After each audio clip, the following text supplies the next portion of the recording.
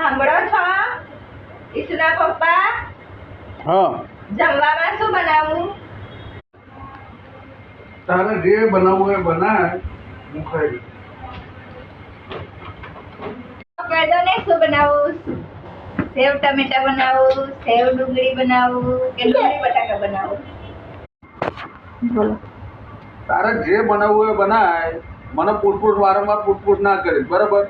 તને કીધું કે બનાવી દે તો બનાવી દેવાનું, એમાં શું હોય? તો કહી દો ને યાર, હવે શું બનાવું?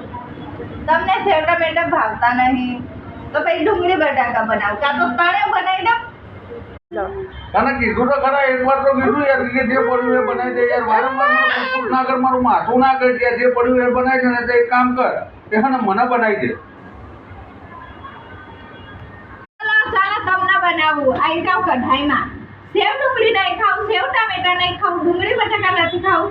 અત્યારે શાકભાજી ઘરમાં પૂરું થઈ ગયું તો કીધું કે હેંડો લેવા જઈએ, તો શાકભાજી લેવા નથી લઈ જવું, અને જે ઘરમાં પડી છે બનાવવાનું કહું તો એ નથી ખાવું. ચલો હેંડો તમને બનાવી દઉં, કઢાઈમાં આવી જાવ.